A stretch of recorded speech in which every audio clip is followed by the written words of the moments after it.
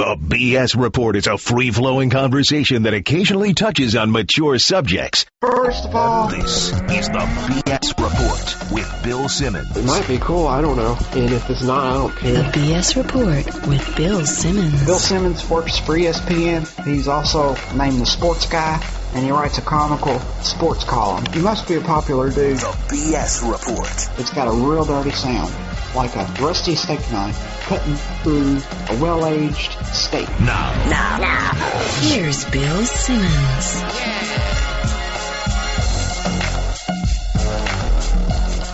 Welcome to the BS Report, a hazy Wednesday here in Southern California. Sorry for the delay for BS Reports. It's been a while. Had a bunch of things going on last week. Did PTI the last 2 days. You can check that out on iTunes. Right now on the Subway Fresh Take Hotline. From the Grantland staff, Jonah Keri, what's happening? Very happy to be part of the Grantland staff. Very excited. I know. It's nice to have you. Thank you. We needed more Canadians.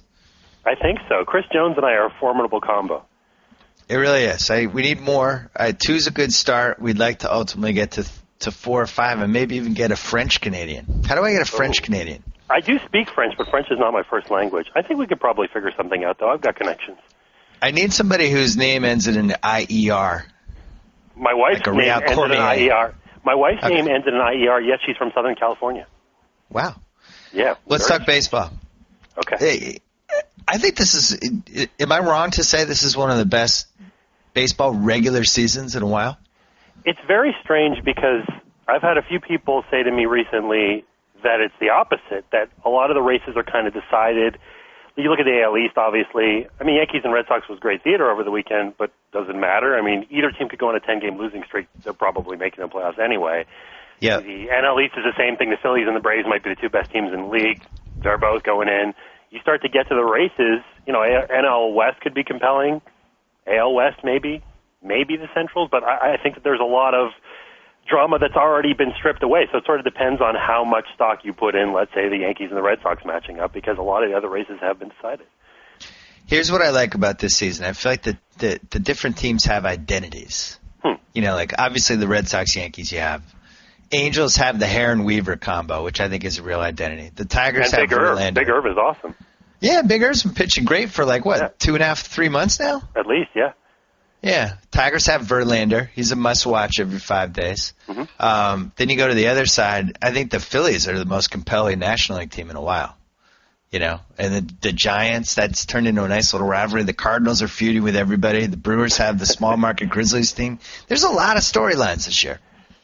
Yeah, I'll buy that. You didn't even mention the Diamondbacks, by the way, who have an excellent chance to beat the Giants. I just think that their lineup, it's a lot better than San Francisco's.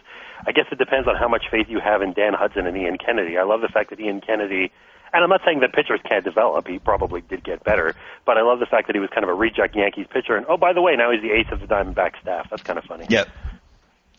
So did we leave any teams out? I feel like we left an NL Cleveland Central and Detroit. We didn't touch on the AL Central. Yeah, Cleveland. I'm not really too compelled by Cleveland. Well, Detroit is the favorite. I mean, they're up by 3 games. I picked the White Sox at the beginning of the season. Adam Dunn is terrible. Alex Rios is worse. Brett Morrill is even worse than that. They're only 4 games out, and Detroit's not impervious to attack. I think that the White Sox still have a shot. Yeah, that is a little crazy. The White Sox, it feels like they should be like 12 games under 500. I'm not sure I understand that. I might just be optimistic about this season because it's been so much fun to watch the Red Sox. And Ellsbury the last 2 months has been just out of his mind. I think I tweeted like 3 weeks ago. I threw out a tweet. It was something like, I'm not saying Ellsbury's MTV campaign has a stench, but it's definitely now a faint odor or something like that. Yep. Like, oh, you're crazy. There's no way. And meanwhile, this guy is putting together a statistical season, the likes of which I'm not sure we've ever quite seen. Have we seen a season quite like this? I mean, it's very good. There are leadoff men who've had better seasons. You could pick a whole bunch of things from the Ricky Henderson catalog, which are better.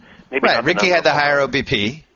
Well, but I mean, he had, home runs and doubles and hits, and he did everything very, very well. I mean, I think that you could argue that his were better, and there were probably a range season or two, and Lofton had some huge years. And so I think that it's existed, but a lot of it is not necessarily, walk, steal second, and score on a single. A lot of it is bang the ball into the gap and drive in 3, and that's great, and he's doing a great job of that too. And a lot of it goes to the success of his teammates. I think that you talk about this team and you look at Ellsbury and Pedroia and Gonzalez and their MVP candidates, but go down the list, even if you get to forget about Ortiz and Youkilis, who are really good. Let's look at the bottom of the order. Scudero is kind of doing Scudero things. He still gets on base decently. And Saltalamacchia, and I know that you've discussed this in the past, you wrote your big piece about the Sox. I mean, he's been killing it for a couple of months now. He's getting on base. So all of a sudden, Ellsbury comes up. He's got a chance to drive in guys, whereas other teams, their number 8 and number 9 hitters kind of stink, and the opportunities wouldn't be there. Yeah, that's fair. Yeah, and I think Gonzalez has definitely had a big impact. Pitchers have been thinking about him as they're hitting the top of the order. Ellsbury right now, 371 on base, 511 slugging. He's on pace for probably around 45 steals, 25 homers. He has an outside shot to get to 100 RBI. Yeah, I know Ricky had better seasons, and Ricky's on base was always in the low 400s. Alomar, I think, had seasons like this. Raines, definitely. But I can't remember the combination of power steals, getting on base. He also playing great defensively this year, which was kind of a new wrinkle for him. He was always somebody that made me a little nervous. And, of course, you know what the thing is. The person who was supposed to do all this was Carl Crawford. He was the guy. He hit 19 home runs last year, and his power was going up every season, and the Trop is a stealth pitcher's park. It's terrible for hitters, actually, and Fenway plays better for hitters, and the thought was that Crawford could maybe pump up his stats even more, and it would go great, and it hasn't. He's doing much better lately, and, the guy's a hardworking guy, and at least from my encounters, a nice guy, and I'm rooting for him to do well. So it is good to see him turning around a little bit, but so far, that's not looking like the best contract, and you've got many, many more years to go. He's killing it in August, but yeah, it's a small sample size. I watched this Red Sox-Yankees series this weekend, and I really felt like the Red Sox had a better team. And I know we're 2 months away, but you just look at – I know A-Rod's not in there, but you look at the Yankees offense versus the Red Sox offense. First of all, I thought Ellsbury was just the best guy in the field, and then you just go down the line. It just seems like the Red Sox are better constructed to score runs. And then you look at the bullpens. This is the first time in a while that I feel like the Red Sox have 4 guys in a playoff series that I feel comfortable going to war with, because Dan Wheeler's been pitching great now ever since he came off the DL in mid-May. Aceves has been as good of a 5th, 6th, 7, can throw 4 innings in an extra inning game, and then the 5th inning the next day. Like, he's one of those guys. He's been great. And Papelbon, this is one of the best stretches of his career. Bard, great setup guy. This is a good bullpen. You agree? Yeah, I mean, they're very well constructed overall. The bullpen's strange to me because, listen, I know Dan Wheeler. I mean, I followed him in 3 years covering the Rays. Yeah. He's very good against right-handers. He struggles against lefties, and he's particularly prone to the home run ball. I would submit to you that when you get to the playoffs and you're going up against Josh Hamilton and Mark Teixeira on a regular basis, as opposed to whoever the left-handed hitter is on the Kansas City Royals, that's going to be a little bit tougher, and I think that he could be vulnerable. Matt Albers has had very good stats.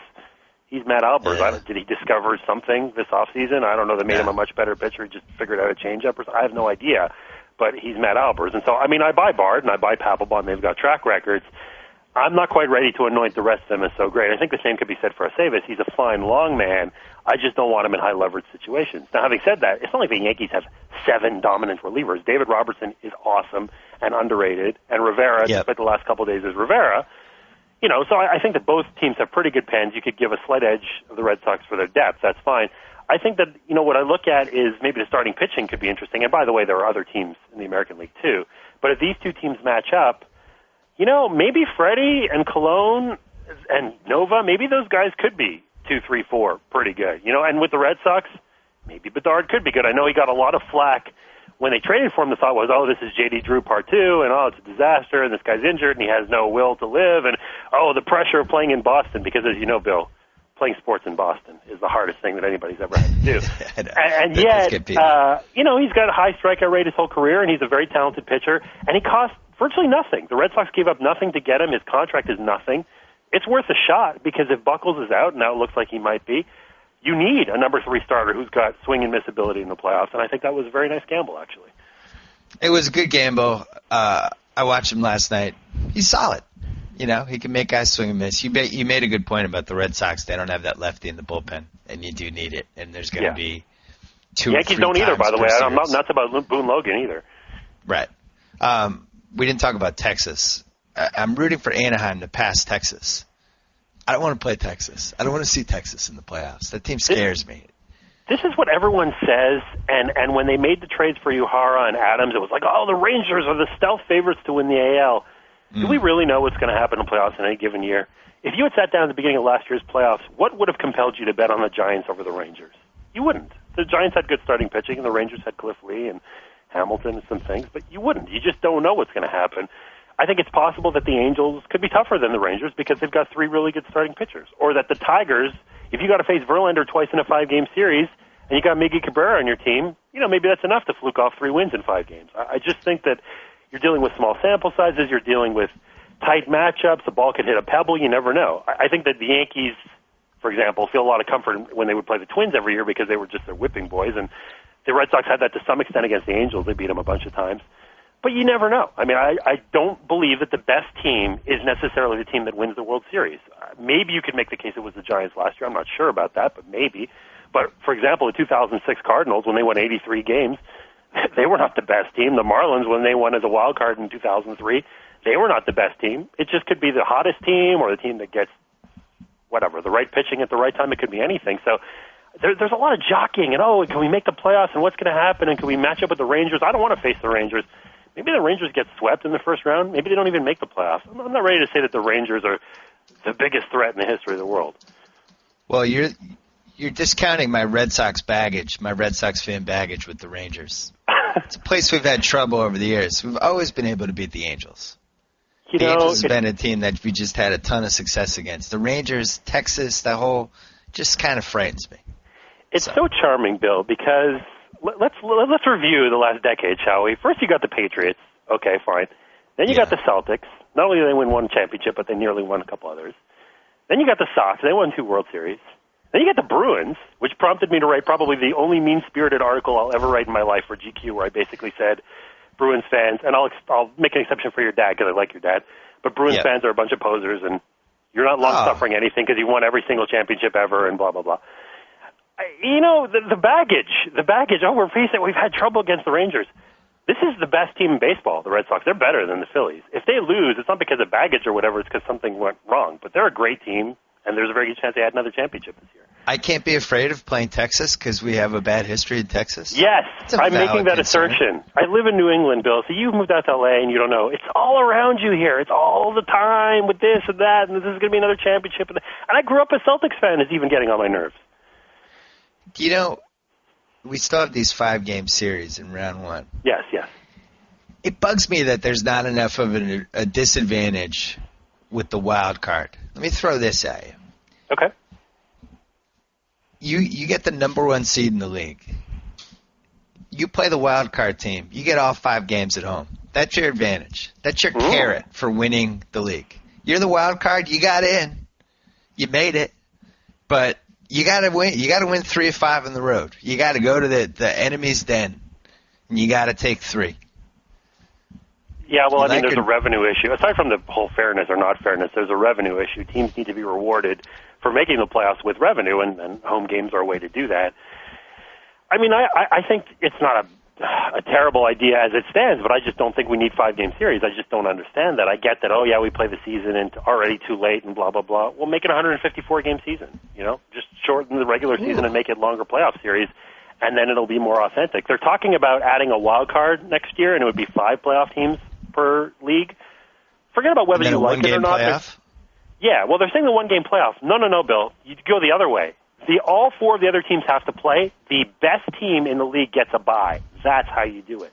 That's how you reward it. You can talk about home games until you're blue in the face. If you play fewer games, you have a better chance to win the World Series.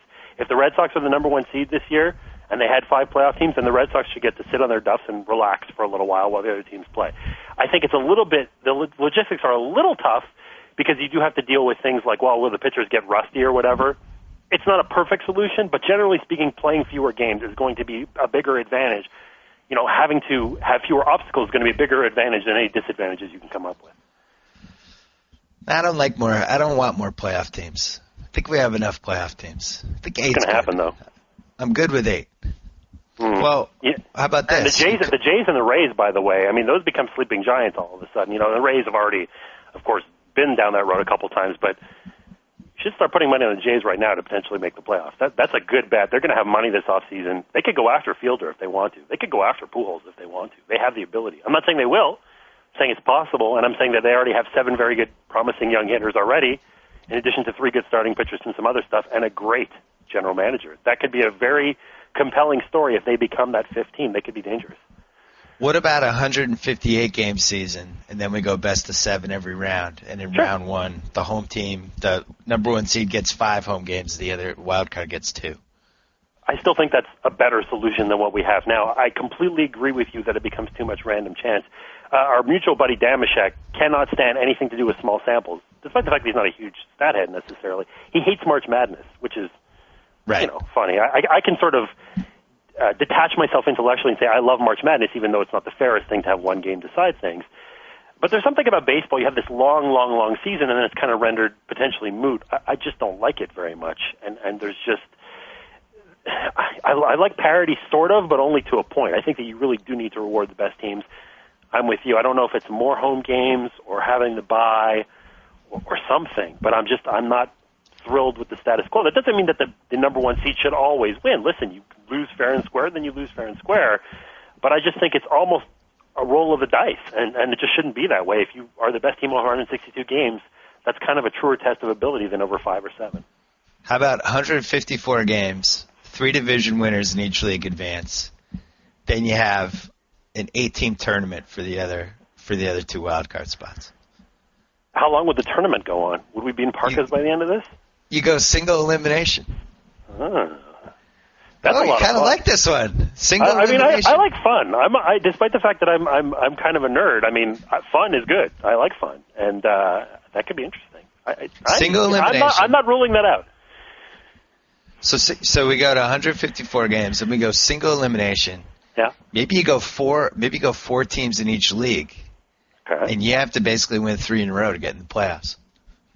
That's it. You got to figure out the travel and all that. I don't know if you do days off. Like if it's Seattle playing against Tampa Bay, that could be kind of difficult. But you give I'm a day out off for here more fun. This is my same argument with basketball. Hey, I can't believe they don't have the tournament to have for the 8th seed, which I've been trying to get going for 4 years. But why not? Anything that gets people excited about your sport and interested in a way that they normally wouldn't be interested during the end of the regular season is a good thing. The only thing I'll say is that with the, maybe we're going to see, I don't know if the Grizzlies are a model for this or not, but we are seeing lower seeds start to have a little success in basketball. It seems like we remember that Mutombo win in, 94 over Seattle, because it never happens, because an 8 never beats a 1 in the NBA. Maybe we're not so far off now. I don't know. I kind of go back and forth on this because on the one hand, you're building super teams and you've got, a situation like the Heat and maybe the Knicks are going to get that 3rd superstar and whatever, that maybe they should be just unbeatable. But by the same token, I think that with the advent of advanced stats and with ways to bridge the gap in a way that doesn't require you to spend $1 billion, maybe it's the case that we will see more competitive and maybe even winning 7 and 8 seeds. Could you make the case that because we're gravitating more toward the pitching defense, the home run, the opposite field check swing home runs, like that era is kind of over? Yeah. Maybe does that make it more or less random? I don't have an answer for you because it's sort of a zero-sum game. I mean, I guess it would make it theoretically more random because it's a lower scoring game. And the argument is that the best teams beat into submission their opponents. They don't win 1-run games because funny things could happen in 1-run games. So if it's pitching and defense and you're winning 3-2, the other team can win 3-2 also. So I guess you could say it's more random now that I think about it. Except that the Red Sox have such a good offense that they're probably going to win 7-2. It's weird because when I was growing up, the 77 Red Sox were considered, the great offensive team that we had. Oh my God, that summer was so much fun, all the home runs. And you look up the stats and there weren't even that many homers. And we had, I forget who was leading off, but I think he had like a 315 on base. It was like Rick Burleson or somebody. Yeah. But, it was the 70s. You could justify playing Burleson type of guys. You can't do that. Now, even though it's a pitching and defense era, I think we've come to that a little bit more. Listen, my boy Sam Fold got playing time this year, but I think for the most part, there's still some level, there's still some standard. You need to have a shortstop who can at least pretend to put a bat on his shoulder. Right. Let's talk about Batista. Okay. kind of sneaking under the radar here with a season that is fairly comparable to a Bond season from the post-Bond, my head is getting bigger season. And well, listen, I am a Bautista defender, because, I wrote this last year. You watch the highlights of his homer, and he's just a dead fastball hitter. He crushes them, and they all go in the same spot. It makes sense to me. On the other hand, you look at the jump in his on base this year, and it's just really hard. I guess I'm almost like somebody who got burned by a former flame, and it's just harder to trust men or women, whatever sex you are. That's how I feel when I see a season like this. That just being burned in the past makes me not trust it. Do you trust these numbers? Well, I think that if you want to go down that road, you could say that Jacoby Ellsbury was never a power hitter until just now, and I'm waiting for how dare you from you. But well, he's in his late 20s though. That's when it comes, right? Yeah, no, theoretically that is when it comes. But I mean, whatever, you could drive yourself to distraction if you get suspicious of any guy who comes up. First of all, I'm not such a. This is a whole other discussion, but I don't really come down too hard on people who use. I just don't think it's that big a deal, and I think that more people use than we think anyway. And going for advantages is what people do in sports. It's what people do in life. If I could take a pill, make myself a 60% better writer, I probably would. But if you talk about Bautista, yeah, I mean, first of all, the on base is a function of a couple of things. Number one, drawing a walk, we've kind of gone back and forth on this. Back in the day, it used to be, well, if you drew walks, it was because the pitcher made a mistake or because he's afraid of you. Then Moneyball comes along and it's, there are guys who can draw walks. Well, Bautista's probably a little bit of both. I think that his batting eye has improved. I think pitchers are scared that he's going to hit a 3-run home run, and so he's going to draw more walks and he's going to get more opportunities to get on base. The whole idea of suspicion, and of course the latest on this is a great article in ESPN, or at least an interesting article, let's say, in ESPN, the magazine, by Amy Nelson and Peter Keating. And I know Amy. Amy works her butt off. She does a great job. And they argue that there's sign stealing going on in Toronto. Yep. Which is a lot of fun because it's completely not against the rule book, first of all. So I think that right there it kind of becomes a funny little discussion as opposed to something that's life or death. But, maybe, I mean, if they're literally tipping every pitch, I guess it is possible that could benefit him, and he has been somewhat better at home, even though all hitters, or most hitters, are generally better at home. So I don't know. There could be any number of reasons. The theory that the Jays had put forth when people asked them about last season, which was the biggest home run season by any team in a long time. I mean, it was almost a historic home run season, how many dingers they hit at home. And what they said was that they were encouraging people to swing at first pitch fastballs, that pitchers were just, for years and years, were just getting ahead, and whether it was because of Moneyball or whatever, you'd sit there with the bat on your shoulder, you'd wait for strike one, and the Jays hitting coach Dwayne Murphy just said, just hit the heck out of the ball, and then they did. Maybe that's too simplistic. I don't know. Maybe it's that and sign stealing and something else, but something's going on. I mean, Bautista's a much better player now than he was before. If you had to bet your life on it one way or the other, what would you bet? On what it is with Bautista? Yeah. If I had to bet my life on it, I would say that he's an outlier.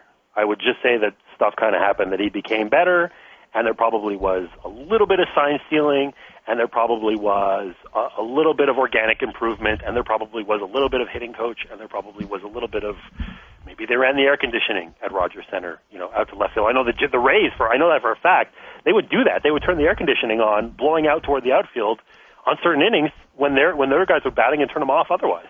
You can manipulate. Are you serious? Things. Yes, that's 100% true. Wow. I'm not even sure if I put that in the book. I wrote a book about the Rays where people don't know called The Extra 2%. I can't even remember if I put that in. That's a classic extra 2% move. Yeah, they did that. It didn't have a huge effect necessarily, and you also can't isolate because who the heck knows how often they did that. But that's what people say is that's what happens. So anyway, I think that a lot of things can make players better, and I think that you're always going to get one outlier. And as we're humans, Bill, we want to have explanations for everything. I think sometimes you can't explain things. I think there's just some kind of crap happens, and maybe Bautista is just the most extreme example of that. If you had to start a team with any AL player, would you pick Bautista? You'd have anybody for the next 10 years. 10 years? Yeah, 10 years. There was a great, both ESPN and actually Fangraphs did this too. There's something called the franchise player draft where you do that. You have to decide who you're going to take. And we had a draft, and it was great. And I took Bautista in the AL, in the ESPN one, and I was like 27th overall. So I thought that was a pretty good pick. Number one, I'm not so sure if I take him for the next 10 years because I have to think that there's an aging curve. That's what I worry about. He's more athletic than you would expect for a power hitter. Like if you're talking about David Ortiz at that age, he has no defensive utility, and you know that he's kind of already heavy and whatever, it's going to get worse. Bautista has a little bit of that. But, I mean, you kind of are tempted to go with youth. If you're talking 10 years and not 5, then you probably lean towards someone like Evan Longoria. If Dustin Pedroia didn't play second base, if he was a shortstop, he might be my guy because he's great. He plays a premium position, and he's got, he's still a young guy. He's still in his 20s. The problem is that second basemen have high attrition rates. There's a lot of injuries that happen around the bag. You get spiked, this, that. For whatever reason, second basemen wear down, but he would be way up there, too. I think that off the top of my head, those would be two guys. What a homer pick that was.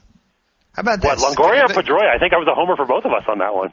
How about this? Can you tell Evan Longoria to have a good year? It's actually deceptive about Evan Longoria. You know what his problem is this year? Well, there are two problems. Number one, he's injured. Number two, batting average on balls in play. Go look at his walk rate and power. Oh, you threw BABIP at me. I sure did. The BABIP. And what that basically means is you hit the ball, and there's an argument that's made that you don't have much control over what happens after you hit the ball, that it could land in play or it couldn't. And Longoria, last I checked, is 240-something, and he's typically about 300, and league average is typically about 290. He's right about the same rate in terms of how much he walks, and his power, home runs, doubles, and everything else. But because his batting average is so suppressed, that hurts his batting average and on-base percentage and slugging percentage. And we look at it and we say, wow, his OPS is way down. He must suck. Not really. Balls aren't falling into play. He's injured. He's a young guy. He's an elite defender. I still think that he's got to be one of the top choices. You should write, your next book should be called The Extra 22% for the amount of percent that people think Longoria is better than he actually is. What do you think of that idea? Part of the appeal of Longoria is it's hard to separate how good or not good he is from the contract that he has. Part of what makes him one of the most valuable assets in all baseball is that he signed for 9 years and $48 million. And that's part of what makes Pedroia so valuable, too, by the way. I'm doing my best to separate money from ability. But Pedroia is also signed to a very team-friendly contract. So it's tough. But don't forget, Bill, we talked about BABIP and all this. He plays incredible defense. And I go back to that ballpark. Go look at park factors. Check out park factors over the last few years. I think that people sort of kind of get park factors. They know that if you're in San Diego and you're a left-handed hitter, you need a rocket launcher to hit a home run. I think people understand Coors Field and that Vinny Castilla and Dante Bichette were probably not the two best home run hitters in the history of baseball. But I don't think they fully get the nuances. Tropicana Field is an extreme at Pitchers Park for the last few years. I don't know why. It doesn't look like it would be. It's not like it has 50-foot walls or it's 470 to hit it in the center. But for whatever reason, it has been. And so when you look at that, you have to think about Longoria's numbers in a different light than you would, right-handed hitter in Fenway Park. It's a totally different thing. I'm not scared of him when he comes up against the Red Sox. I'm just throwing that out there. National League, Justin Upton, clearly, number one. The guy you'd want long-term, Justin Upton. I'm not so sure about Justin Upton because he doesn't play a premium position. My first inclination is to go with a guy who went to the same school and has the same agent as Evan Longoria, is Troy Tulowitzki. Because he is a shortstop. Yeah, he's a middle of the, and again, you have to look at Coors Field and all that, but he's a middle of the order hitter who plays shortstop and plays pretty good defense at shortstop. Justin Upton is great and dynamic and just has a chance to be a monster hitter and is already a great hitter, but he's a right fielder. There are right fielders out there that are pretty good. Go and think about the shortstop crop, not just historically, but now.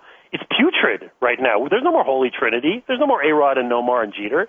It's kind of ugly. Even Hanley Ramirez, I don't know what's up with him, but he's not doing it as much. You got Reyes and you've got Tulowitzki, and then you got some guys. And Reyes has injury problems and this, that. I think you can make the case for Tulo. Upton, I'm just looking him up. He turns 24. He also plays in a hitter's park, by the way, much like Tulo. Arizona does play in a hitter's park. Turns 24 at the end of this month, though. Unbelievable. Yeah, Jay Bruce is also a pretty young guy, and he had one stretch, I think it was May or something, where it just looked like, he could enter that echelon. He kind of tailed off. But he plays terrific defense in right field, and he's got immense power, and probably he's going to get better as a hitter. You could sort of tell that he's starting to close those holes. I actually think that I might have a more fervent debate with you about Bruce versus Upton than Upton versus Tulo. I think that Tulo, because he's a shortstop, has, I'm going to say, probably a clear advantage over Upton. And he's a little bit older. I think he's maybe like 27. Maybe that's more than a little bit older. But, again, he's a shortstop. You just can't imagine how important it is to have a shortstop who can hit 25 home runs and get on base. That's ridiculous. It's impossible. Again, there is no A-Rod at shortstop anymore. It doesn't exist. So by that logic, Elvis is more valuable maybe than people think. Oh, yeah. Of course he is. And he doesn't hit for any power, and I don't know if he will, and he's a little guy and all this stuff. But he's a very good defender. Still doesn't get on base a ton, but he's getting better at it. He's 22, 21. Sure. Yeah, Starlin Castro for the Cubs. Very erratic at shortstop defensively, throws the balls into the stands every other game. There's all that. But he's very talented. He hits. There's that possibility. I just think that when you're starting a team in general, you have to look toward the middle of the diamond. And when you talk about the Yankees dynasty, and I know that they have a reputation of, they spend a lot of money on free agents, da-da-da-da. The Yankees dynasty kind of comes down to Bernie Williams and Jorge Posada and Derek Jeter in a way. 3 up-the-middle players who are all great. I can make a case for you that all 3 of them should be in the Hall of Fame. Certainly 2. I love Posada. And I think that you're in this situation where it gets overlooked a little bit because they had so many other good players, and Paul O'Neill was kind of the personality of that team in some ways, and they had all these great pitching. But building up the middle through homegrown talent that you could sign to favorable contracts. Favorable contracts are huge even for the Yankees and the Red Sox. And I point to Pedroia and Ellsbury as that example. That is a huge advantage. It's actually a shame that the Red Sox didn't get Ellsbury locked up. I know you've talked about that because he could be that kind of impact player. He looks like he is. But at least they have Pedroia, and that's huge. So you just made the case that somebody should pay Jose Reyes $250 million next year. I worry about his injuries, but I'm saying maybe not that much less than $250 million. If you knew that Jose Reyes was not injury-prone, then, yeah, you back up Luxembourg and you say, take whatever you want, man. Go for it. Because he absolutely has all that. He's not a monster power hitter. I wonder if he might hit for a little more power as he gets a little older and plays in a different park. But I think he's going to get more money than we think. It comes down to the injuries. How do we evaluate the injuries? Are people worried about it, or do they pay full boat? Because if it's full boat, I don't think you're that far from 200. I think that you can make that case. Now, maybe I'm totally wrong. Maybe my beliefs are going to differ from whoever the high bidder is. Maybe the high bidder still looks at home runs and RBIs, or at least just home runs, and says, well, Jose Reyes is not a big power hitter. How much impact can a guy who steals a lot of bases and runs around have? But I believe in it. I think that all-around players have a ton of value. I think shortstops have a ton of value. And I would, if I was confident in Jose Reyes' health, I don't know how you could be, but if you were, I would throw a heck of a lot of money at him. Absolutely. He has a chance for the triples are amazing with him. Yeah. He has a chance for 20 triples, 35 doubles, 50 steals. The homers, though, it's too bad he doesn't get the homers. Yeah, maybe the park and maybe the age. He's a good Willie Wilson. That's what he is. Last thing, you did this thing, you did a column for us a couple days ago about FIP. Yes. One of my favorite stats. I love the FIP. Fielding independent pitching. Mm-hmm. And you were saying how you pointed out some free agent signings from the past that had FIP back then, maybe these guys don't get this kind of money. Are those days over now of just signing crappy free agent pitchers for too much money? Are teams too smart now? There's a guy on the Red Sox, something Lackey, he's not very good. That wasn't a FIP casualty, though. For whatever reason, he just lost miles an hour off his fastball, and that was it. But that's kind of my point is I think that you could make the case that you're not going to see as many FIP mistakes, but there will always be pitching mistakes because pitchers are inherently unpredictable. And right. I think that people can even if it's FIP, I think people can misconstrue things. And I'll give you an example. Doug Fister has a pretty good FIP, good ERA and all that stuff, but pretty good FIP too. Safeco. Yes. Now here's my thing about park effects and adjusting and all this stuff. Even if you have the best advanced stats, I think sometimes individual players have multipliers that can't properly be calibrated by advanced stats. Even if you say that Doug Fister got a 9% advantage from Safeco and his defense or whatever, let me put this forth to you. Maybe Doug Fister had no fear of ever giving up a home run or a triple because A, wasn't going to carry, and B, someone would catch it. So he threw the ball right down the middle, and his walk rate has been microscopic, and that helps him. And you put the ball in play, and you're going to get outs. So you're actually leveraging, you know for a fact that you're in Safeco or Petco or whatever, and you're actually better than you might appear. And you go to any other park, even Detroit, by the way, which is still a pitcher's park, not as extreme, but still a pitcher's park, but inferior defense behind him and not as extreme a pitcher's park, and maybe tries that approach, and people start to hit him a little bit. I think that San Diego pitchers, is it really the case that San Diego has developed the best bullpen in the history of baseball for 7 years running or something? Right. I kind of doubt it. I think that these guys are good, and I think they've sort of figured it out a little bit, and I think that there's some game theory involved, and you can kind of maximize your performance by attacking what you know about your park if you're good enough and have enough control. So, back to your question about FIP, I think that there are probably going to be fewer mistakes. I think, number one, there are certain teams that don't give a crap about advanced stats. Minnesota Twins don't. There are a few others. Not that the Twins haven't been good, and I would submit to you that you can win without doing it if you have great scouts and some luck and all that stuff. That's fine. I don't think advanced stats are the be-all, end-all. But I think there will be less, but it won't be wiped out because, number one, of those teams, and number two, because you can't quite get at everything even if you have great advanced stats.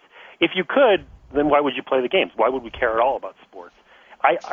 Why would I be writing for a living? I would have an island if I could just use advanced stats and predict everything at the beginning of the season. I picked the Phillies to miss the playoffs. Well, it is creepy though. It is a little creepy though how good these stats are. Like on my fantasy team, I had Zach Britton, and it was just clear he was going to regress. Like we were looking at the stats, and we're trying to trade him, and everybody else in our league knows he's going to regress. Really? Wow, that's good. Yeah. Well, 10 years ago, we would have been able to flip him for just a mother load. Yeah. And now everybody's looks and they go to Fangraphs, they look at his FIP, they look at his XFIP, and they're like, that dude's going to regress. It's like, really? You know what I was doing? Well, first of all, there's two things. First of all, regression doesn't happen all at once. It was funny that it happened to Britain on 2 days. His entire season went to flames. But the second thing is, and I play fantasy baseball a lot, go against the grain, Bill. Fantasy baseball is all value. It's the same. We'll just use the Tampa Bay Rays example. If everybody goes to defense, they're going to go sign, and they actually did this. They got Manny Ramirez. It didn't work, but they're going to go get some big fat old guy who can hit a lot of home runs. You just change it up. If everybody is talking about FIP or this or whatever, you go out and get an ugly player who steals a lot of bases. You go out and you sign Juan Pierre because nobody wants Juan Pierre in a league where people are savvy. Oh, Juan Pierre is a terrible baseball player. That doesn't matter in fantasy. Fantasy isn't a measure of best baseball player. It's a measure of stolen bases and wins and RBIs and saves and all these things that people like me don't care that much about. Go get lots of Juan Pierres. That's how you're going to win your league. For the record, we have that philosophy every year, and we haven't won in 5 years. But I do agree with you. I don't think it's ever good to do what everybody else is doing in a fantasy league. You always want to take some chances, think outside the box. Well, and there could be random chance, and maybe somebody else had a prospect that totally won the lottery or whatever. I think there are other smart people in your league, too, by the way, I'm guessing. We have to go because Mike Lombardi is on the line. Jonah Keri. Oh, my God, he's good. Yeah, go. We will read you on Greatland.com. Congratulations. Thanks, Bill. All right. Let's go right to from the NFL Network and NFL.com. Our old pal. He's back. Football's back. So is Mike Lombardi. What's happening? Not much. Don't forget Showtime. Pete listens to this. I get in trouble if I don't mention Showtime. That show hasn't started yet, though, right? Inside the NFL. Yeah. Well, it's going to. All right. Well, it's going to start. We'll give you a nice big fat plug and a kiss for Pete. We're pretty much done with free agent signings. Yeah. They're all gone, except for 4 guys, right? And Tiki. Yeah. Nobody wants Tiki. Poor Tiki. Who is, everybody's Philly, yeah, I get it. The Pats, Hainsworth, and Ocho, all that stuff. What was your favorite under-the-radar team with the moves that they made over the last few weeks? I love the Saints. I love the Saints. I think the Saints have really changed their dynamics of their defense with the additions of Abreu, Franklin. They have Cedric Ellis already inside. They signed Sean Rogers before the season started. So I like what they did. I like their defensive front a lot better. And I think that they were able to keep their offensive line intact with Bushrod at left tackle, Nix. So that was the strength of their team in terms of the left side, and they were able to do that along with Drew Brees coming back, and then to add the running backs. And I think Sproles is actually better than Bush. So I think they've improved there. I like what they did. So the Pats, the Eagles, the Saints, these are 3 teams that had coaches in place for a while, veteran guys in place for a while, stable quarterbacks, tasted success the last couple years. And everybody seems to like what they've done in free agency. That's a little scary for the rest of the league, right? And all of them have, Michael Vick's got to stay healthy, but between New Orleans and New England, they've got blue-chip quarterbacks. They've got one of the 6. Yep. So the other 2 teams that fit that continuity type of thing, Pittsburgh and Indianapolis. What did you think about what they did? Well, Pittsburgh's always about keeping their own, and they do a good job of that. I think keeping Ike Taylor was smart. Remember when Bryant McFadden left to go to the Cardinals, and then he bounced back? I mean, corners for Pittsburgh, people don't realize this, but corners for Pittsburgh have to tackle. They're more about tackling than they are about coverage. It's toughness to play in their secondary. And so when they lose one of those guys without a real replacement behind them, and they're going to wait for Keenan Lewis to come along, but whether he can or not, I'm not sure. But the reality is they needed Ike Taylor, and they kept him. And that'll keep their defense intact because they've got 8 starters over 30 years old on that defense. And so, they're going to roll the dice here and see if they can stay healthy all year long with the defense. And then offensively, they were able to manage their way through a bad offensive line last year that actually got better by the end of the season. So, whether Gilbert can start for him and replace Jonathan Scott at left tackle, I think that's something that they'll look into. But I thought Pittsburgh did typically what Pittsburgh does, is basically stay there. Indy did things that I'm not used to seeing them do. They went to the refugee tank. They went to the, let's sign some former number 1 picks and see how it works out. And I don't like that tank. I don't like that tank. The Pats went through that phase. It's not a good tank to be in. Yeah, especially when, like, Ernie Sims is on his second team in a year. It's like Dante Stallworth. Everybody gets excited they've signed Dante Stallworth. The last 4 years he's played on 4 one-year contracts. He hasn't hit yet. He's like that potential minor league player that everybody thinks is going to hit 400 in the league, and then he comes in the league, he bats 200. Yeah, Gerald Warren, Dane Wilkinson. These guys all seem to kind of bounce around, and they never really seem to find the right team. I think the Colts are in a little bit of a trouble. I think, with Peyton's injury, whether he comes back 100%, their offensive line is going to be in a transitional state, starting 2 new guys on the left side. Defensively, I think if their offense isn't humming, their defense can't hang on. So I think they're in a transitional state right now. When they signed 3 X1s that really never, Tommy Harris is, obviously has had moments, but he's not healthy 100%. Ernie Sims, he hurts the other team more than he helps the team. And then Jamal Anderson has never done anything. So it'll be interesting to see what they do.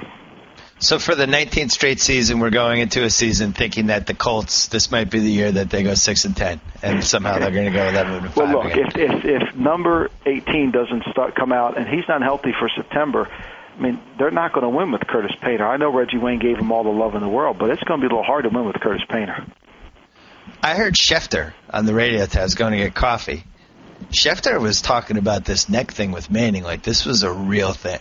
Like this was not like, oh yeah, he'll be fine for opening day. Like it seems like he was talking about his brother had spinal stenosis or whatever, and maybe could they be hiding more? Like, do you think this is like a serious thing here?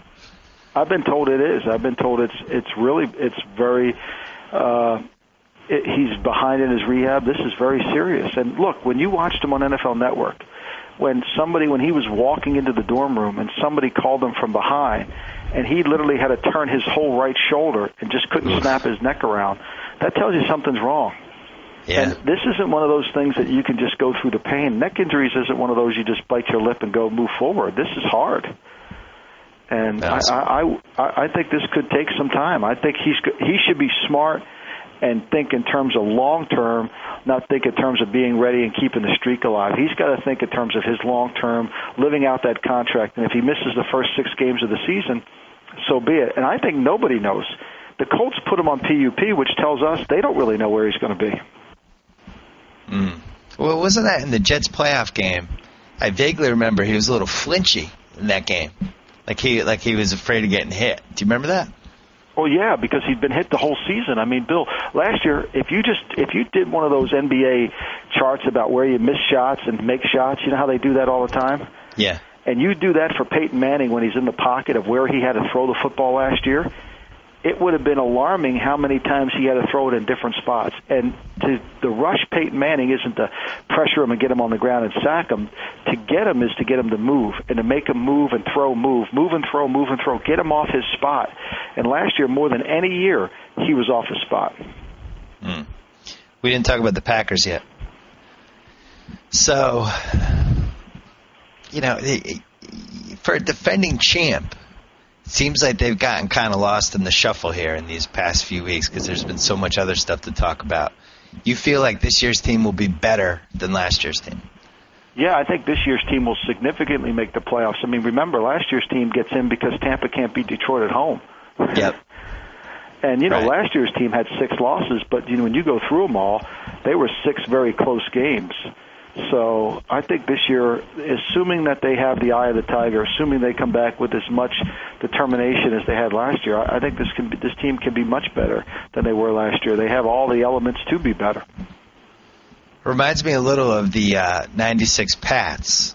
I don't think when they made the Super Bowl, didn't really expect to make the Super Bowl that year. The next year was supposed to be the year. All of a sudden they snuck in and they came within a Desmond Howard kick return. I still feel like they could have won that game. Then the next year was like the potent team.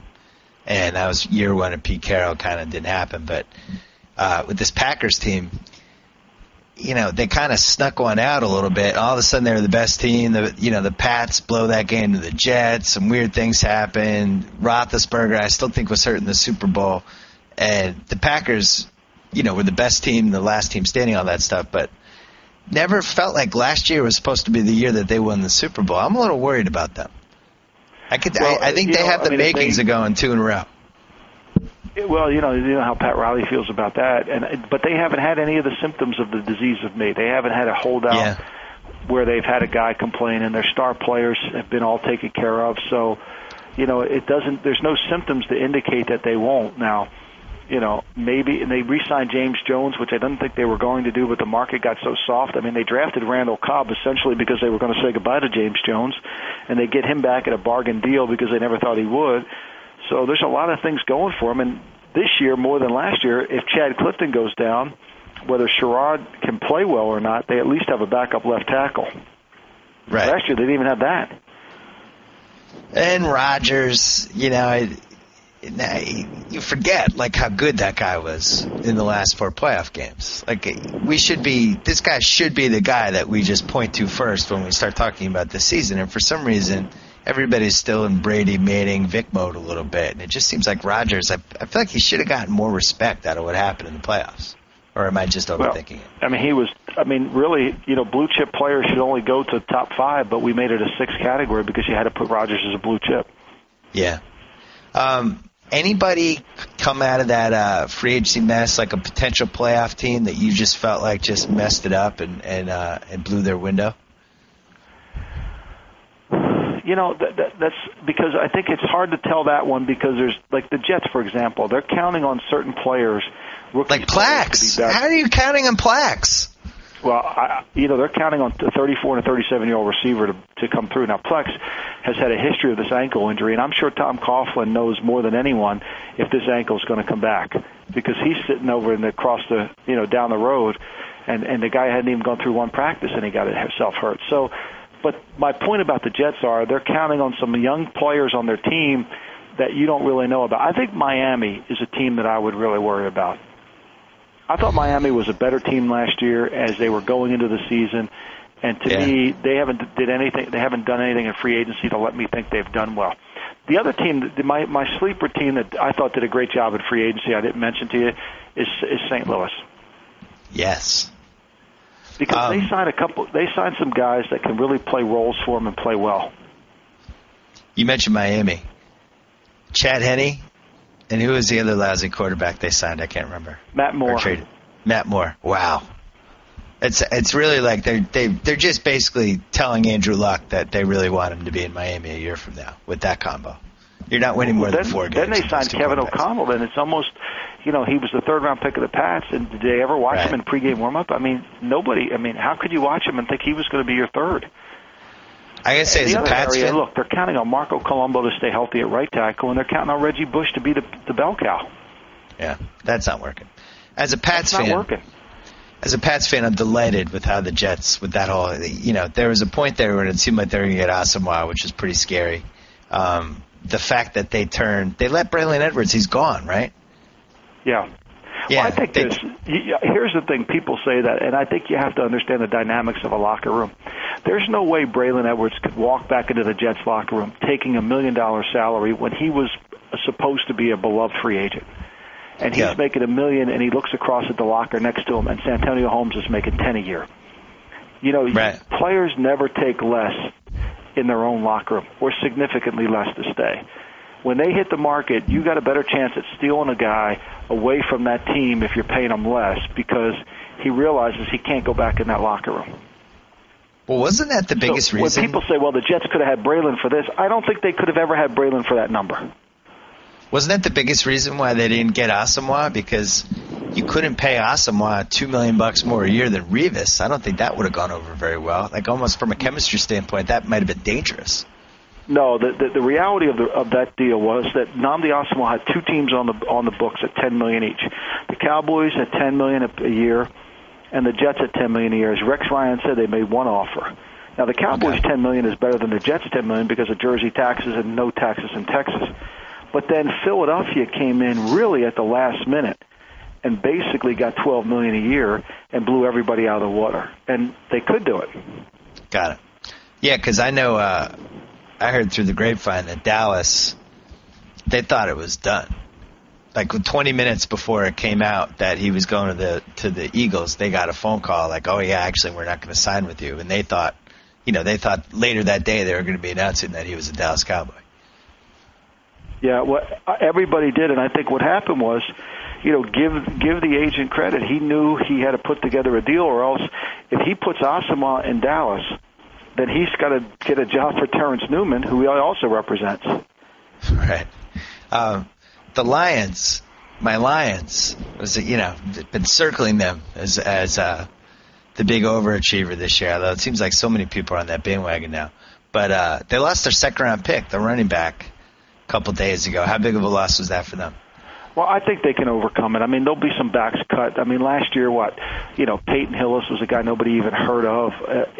Arian Foster was a guy nobody even heard of. I mean, there's backs that'll be out there, especially as the backup one. I think they can do that. I think the concern, if you're a Lions fan, is Jeff back, as we talked about in the last podcast, is his pec muscle going to allow him to play? He's on PUP right now. Can he come in and play? Because if they don't have a left tackle, the durability of Matthew Stafford has come to question before. So they've got to make sure they can protect over there. But, if they can do that and he's back, they find this backup running back to go along with Best. And, Fairley's going to come along. They've got Corey Williams and they've got Sammy Lee Hill, both two adequate defensive tackles to offset the loss of Fairley. And, look, Fairley comes back. Even if he comes back in November, that's the best time. He'll be fresh. Everybody else will be tired. That's the best time to spring him on people.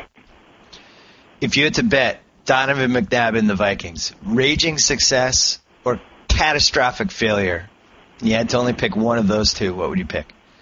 I would lean more to failure than I would this raging success, because I don't like Minnesota's team. Me neither. I don't like their offensive line. I mean, I was complaining about McKinney before, but now they signed Charles Johnson to be the left tackle, and the right tackles really hasn't played well. I think it's going to be difficult for Minnesota, especially this is going to be the second offense that Donovan has to run. People think Minnesota's going to run the West Coast offense because they hired Bill Musgrave, when the reality of it is he's going to bring in the Atlanta offense, the Mike Mularkey offense, the Pittsburgh Steelers version, which is going to make Donovan have to learn a new offense. Now, this offense benefits him much better, but he's still going to have to learn a new offense. I don't like the team either, and I think they're in a tough division. One thing that we need to discuss, you and I both hated Atlanta's trade where they traded up and, I thought they overpaid to get Julio Jones. And now the word's seeping out of their camp. Like he's apparently just a stud. What are you hearing about him? Because not only are there real-life NFL implications, but some major fantasy implications here. Well, everybody that I've talked to thought he's looked sensational. But, to see it in the preseason games and to see it in the regular season games, you got to wait and see. Guys, Des Bryant looks sensational last year at camp. He got hurt, though. But, that was pretty well-founded, though, that Des Bryant, everybody was like, this guy, I trust the buzz sometimes, especially when it's other players saying stuff like, I've been playing for 13 years. I've never seen a guy come in and do that. Like, once I start hearing that stuff, my tentacles go up. And it seems like that kind of buzz is around Julio Jones. The guy who said it, and he kind of has an idea. So, but my concern with the trade wasn't whether Julio, I wasn't sure Julio was worth it.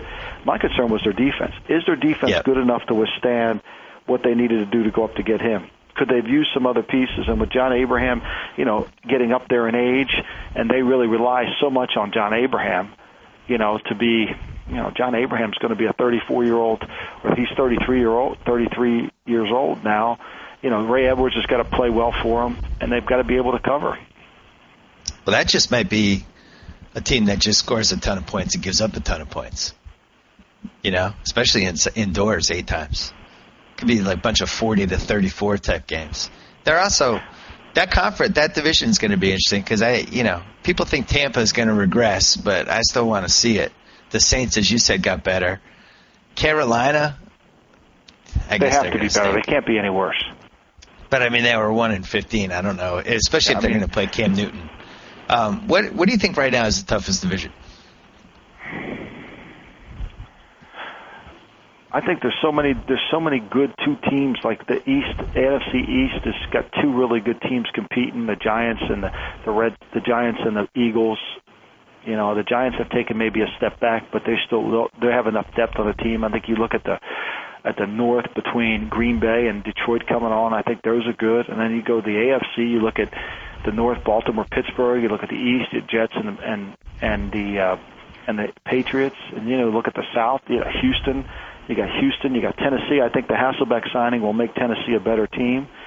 And then you've got, of course, Indy and Jacksonville, both teams that were, Jacksonville was in it until the last month of the season. So I think Wait a second. The West in both divisions isn't really up to par with everybody else, but all the other ones are very competitive. Are you throwing Tennessee maybe as a sleeper? I think they are a sleeper. If they get Chris Johnson in, I think they were horrible on defense last year, Bill. They couldn't stop anybody. They were 32nd in almost every single off defensive category, run and pass. That's what made the Finnegan holdout almost ridiculous because he didn't play well at all last year. To me, he should have been holding out in case he thought he was going to get a pay cut. And so their defense was bad. I think if their offensive line's good, they've got enough skilled players around them. I think Hasselbeck gives them stability at quarterback. The offensive line's good. And if they get Chris Johnson humming, they can sneak up on some people. They know how to play Houston. They know how to play Indy.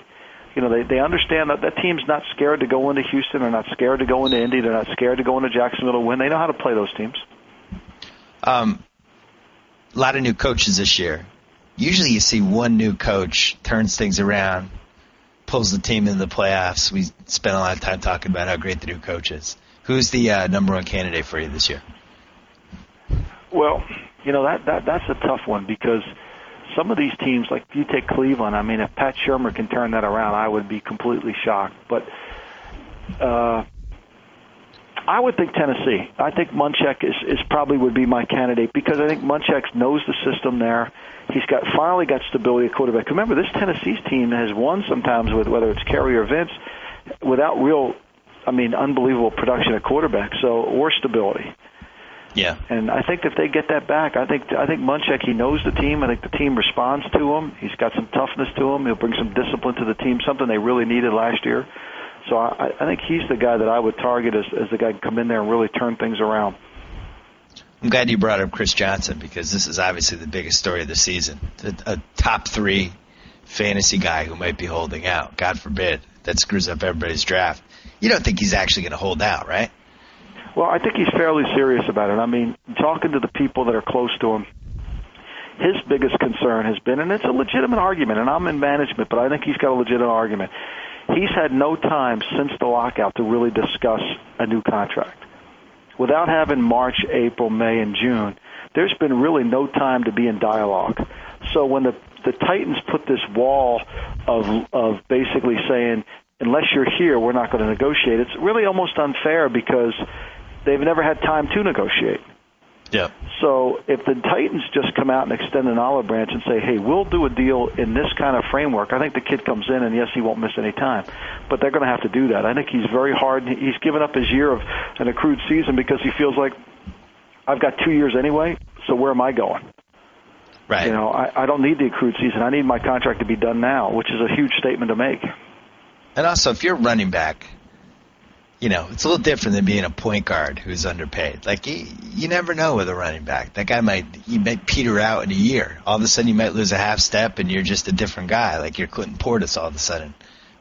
He's got to get paid. Hey, Deshaun Jackson, I think, has a much lesser case. Bill Barnwell did a nice job of spelling this out on our site this week. But, he's a deep threat. But ultimately, is more fun to have maybe in fantasy than in real life. Chris Johnson is one of the only blue chip running backs in the league right now, and could be that entire offense. They should pay him, I think.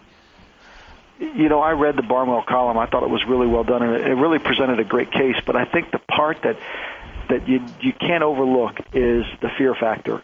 That on Tuesday, when you put your coverage schemes in, and everything he wrote in that column I don't disagree with, but there is a fear factor that on Tuesday, when the defensive coaches are watching the tape and they see this guy flying down the field, they make sure that they have to do things in their coverages to account for him on every single play. That's a good point. And when you get a player that they have to that Tuesday they have to account for and roll the coverage into him and demand that he does something, I think sometimes he belies the numbers of actually how good he really is, of what you see on the production charts. And I think Deshaun Jackson's that guy. I think you can make the case that he drops too many passes or he doesn't make enough, but he's got 24 touchdowns and 45 starts. But it's the fact that he's the guy that if he's at the 3-point line, you got to have a guy running to him or else he's going to make the shot.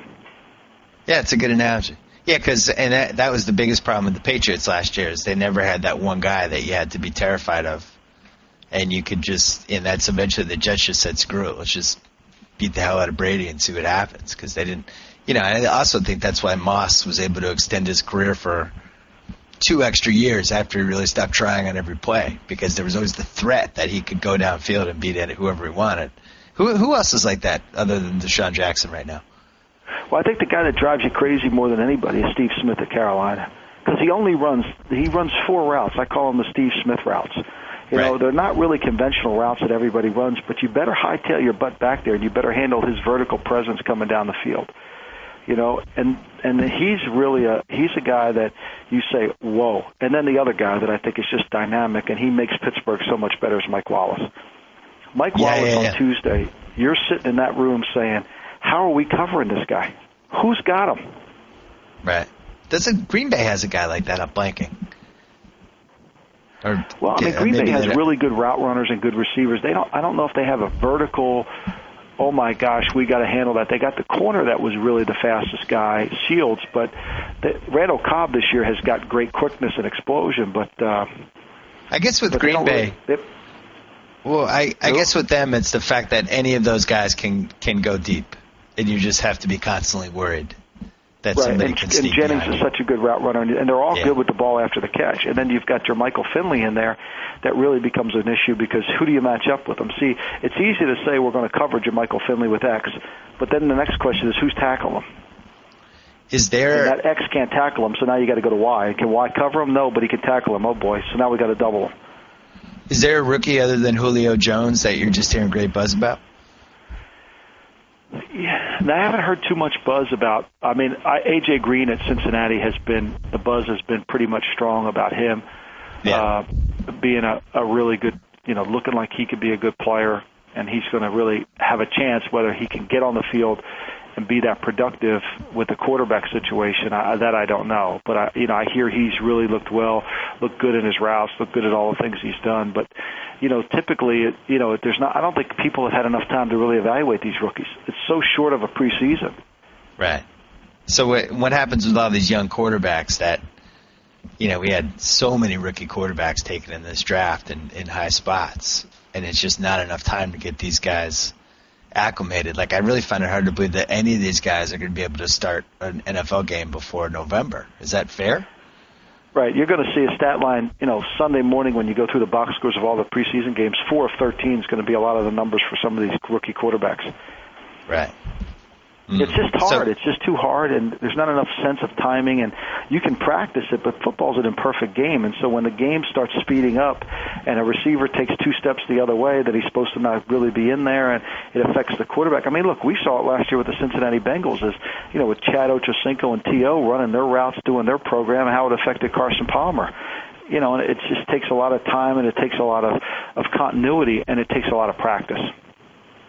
Yeah, just for the record, my dad is very upset. He's always liked Derek Mason, and I'm actually with him on this. I wish the Pats had gone after Derek Mason instead of Ocho. I don't trust Ocho, and I also don't think think 3 years ago he stopped being able to beat guys off the line of scrimmage. I just think you can cover them. I don't like that signing at all. I don't remember if we talked about this or not. Did you like it or you didn't like it? I've not really been a huge Chad Ocho fan because I think that sometimes other things get in the way. You know, he's got to prove to the Patriots that he can still run routes. And I think that's going to be a challenge. I mean, when you watch the tape of him Thanksgiving night against Darrelle Revis 2 years ago, he couldn't do a thing. That was 2 years ago. So I think that's going to be an interesting one for the Patriots to see if that really can. To me, that's the one I'm more worried about for the Patriots than I am Hainsworth. Hainsworth's going to play 20 plays, and he's going to be effective, and he's going to make other players around him effective. Chad's going to have to stand out on his island. He's going to have to handle that by himself, and he's going to have to prove he can still run routes, and he still has the conditioning and the explosion to get off the routes and make plays. And I've seen him do it. I mean, I questioned his career 2 years ago when he went to the playoffs. I thought he was done then, and he bounced back and played really much better than I thought he could. And then last year I didn't think he was very good because I always think he has all these other things going on off the field that keep him away from football. Am I right to be giddy about the Patriots' defensive line? Yeah, it's a giddy group. I mean, and the Sean Ellis one is a great signing because even though he's got the hip injury, he's had surgery this offseason, he's going to come in, and I just think they've got too many guys now on that defensive line you have to double. And I think that becomes a problem. And there's too many guys that you have to sit there on Tuesday, and the offensive line coach comes down with hasn't shaved in 2 days, and basically sits in the room and says, I got to slide my protection to this guy all the time. And then the next question is, who's going to block this guy one-on-one? Who is the fifth rounder, the guy that Belichick stole from another team who they're all fired up about right now? The fifth rounder that Belichick stole from another team. You were telling me about him, Mike, the defensive end. Mike Patterson, I want to say. Oh, Mike Wright? No. They got him in the offseason. You said Belichick. Mark Anderson. Mark Anderson, that's who it was. Mark Anderson, he's a defensive end. He's a guy that played really well for the Bears as a fifth rounder, and then he stopped playing with power in Chicago, and he really kind of lost his way. And he was one of those guys that you thought, well, maybe he doesn't have any more power. He just doesn't. Sometimes guys get tired of going up in there. It's like, I mean, I can only use this as a comparison when I talk about running backs. People ask me about Ronnie Brown all the time. I say, well, why isn't he more of in demand? To me, Ronnie Brown, if he was a basketball player, he'd be a jump shooter. He would never go to the rim. Oh. Because he never wants to go up in there.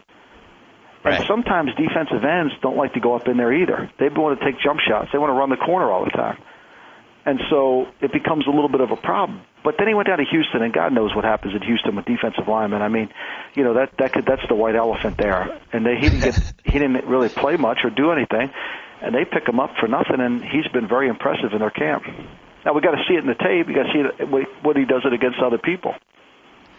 It's only you, me, and the entire Texans fan base who seems to understand the whole Gary Kubiak era. It's been one of the secrets going on for 5 years now that this is one of the most poorly coached teams in the league. You have no idea the wrath that I've been taking from Texans fans because I called them soft because, Eric Winston's sticking his chest out there saying, well, the way we practice, we've led the league in rushing. And, the reality of it is you're not judged on leading the league in rushing. You're judged on wins. Yeah.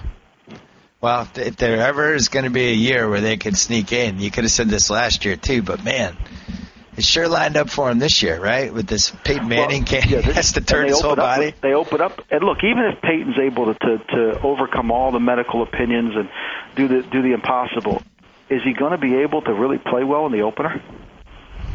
The thing with Peyton, it's like Mara and Rivera. Like Rivera showed a little signs of weakness this past week, and it's just gotten to the point with both of them where I'm thinking, we're not going to know these guys are done until they're actually done.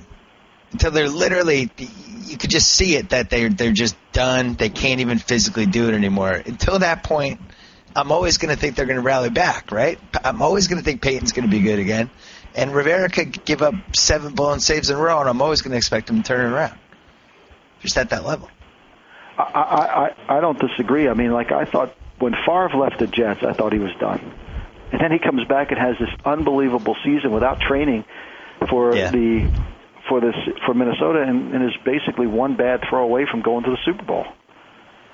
And so, I don't know. But I'll say this. I think the one thing about signing older players and I think you have to take this into strong consideration. It's not what they look like in August that really matters. We're going to hear this first week preseason that Derek Mason is sensational and Plexico's great and this guy's doing really well and John Abraham's still rushing effectively and all that. That's great.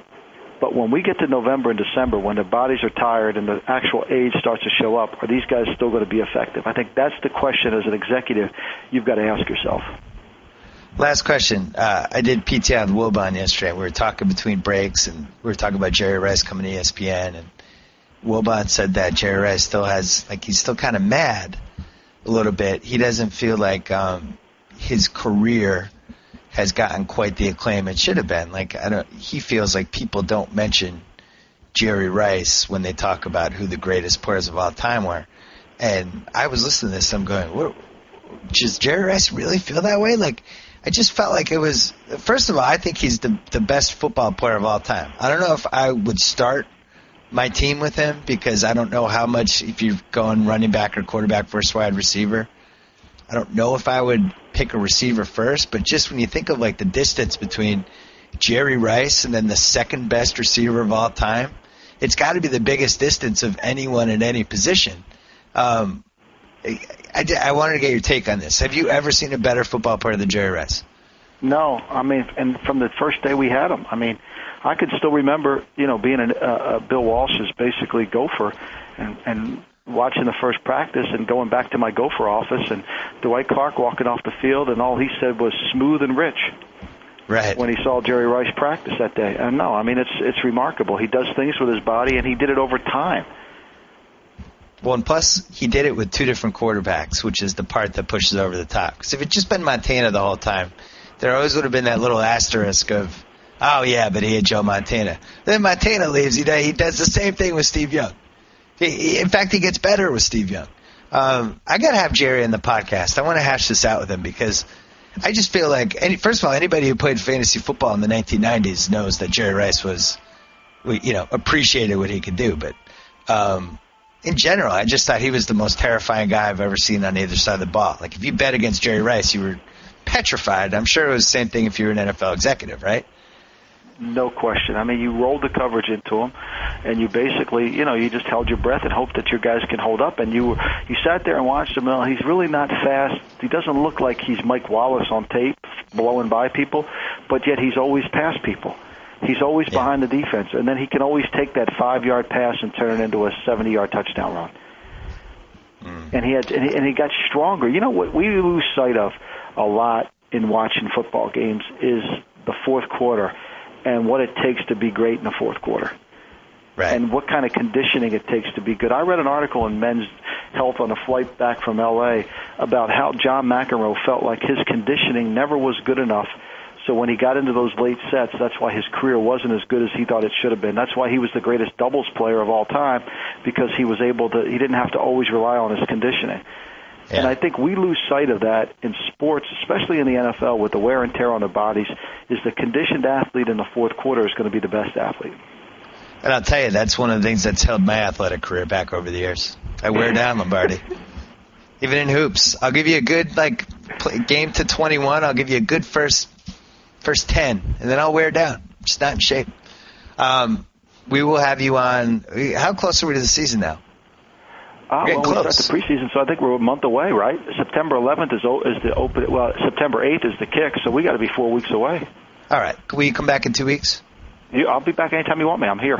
All right. And last thing, when are you doing the blue chip thing? Do you need my help? I'm probably going to wait until after. I'm going through it right now. I want to watch a couple of these preseason tapes first before I do it. I'll probably do it the week before the season starts. All right. Keep us posted. Mike Lombardi, thanks as always. So I get to sign off. Whoa! Thank you for downloading the BS Report.